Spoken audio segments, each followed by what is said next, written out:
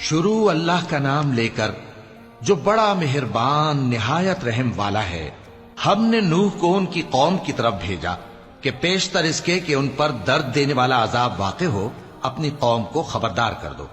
انہوں نے کہا کہ بھائیو، میں تم کو کھلے طور پر خبردار کرتا ہوں کہ اللہ کی عبادت کرو اور اس سے ڈرو اور میرا کہا مانو، وہ تمہارے گناہ بخش دے گا اور موت کے وقت مقرر تک تم کو مہلت عطا کرے گا۔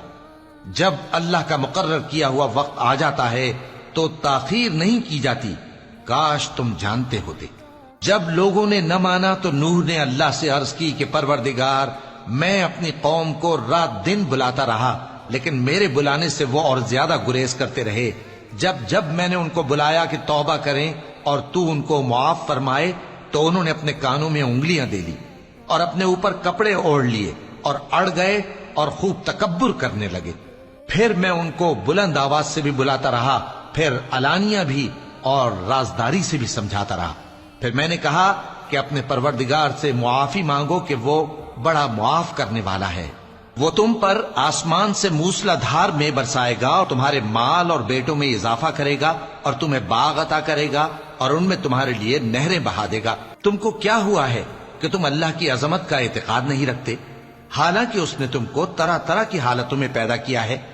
کیا تم نے نہیں دیکھا کہ اللہ نے 7 آسمان کیسے اوپر تلے بنائے ہیں اور چاند کو ان میں روشن بنایا ہے اور سورج کو چراغ بنا دیا ہے؟ اور اللہ ہی نے تم کو زمین سے ایک خاص طرح سے پیدا کیا ہے، پھر اسی میں تمہیں وہ لوٹا دے گا اور اسی سے تم کو نکال کھڑا کرے گا۔ اور اللہ ہی نے زمین کو تمہارے لیے فرش بنایا تاکہ اس کے بڑے بڑے کشادہ رستوں میں چلو پھرو۔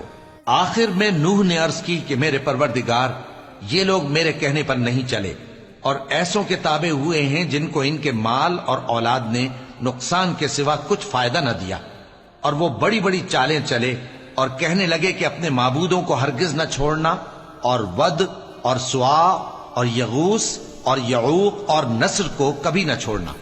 اور اے پروردگار، انہوں نے بہت لوگوں کو گمراہ کر دیا ہے اور تو ان ظالموں کو اور زیادہ گمراہ کر دے۔ آخر وہ اپنے گناہوں کے سبب پہلے غرقاب کر دیے گئے، پھر آگ میں ڈال دیے گئے، تو انہوں نے اللہ کے سوا کسی کو اپنا مددگار نہ پایا۔ اور پھر نوح نے یہ دعا کی کہ میرے پروردگار، ان کافروں میں سے کسی کو زمین پر بستا نہ رہنے دے، اگر تو ان کو رہنے دے گا تو یہ تیرے بندوں کو گمراہ کریں گے، اور ان سے جو اولاد ہوگی وہ بھی بدکار اور ناشکری ہوگی۔ اے میرے پروردگار، مجھ کو اور میرے ماں باپ کو اور جو ایمان لا کر میرے گھر میں آئے اس کو اور تمام ایمان والے مردوں اور ایمان والی عورتوں کو معاف فرما اور ظالم لوگوں کے لیے اور زیادہ تباہی بڑھا۔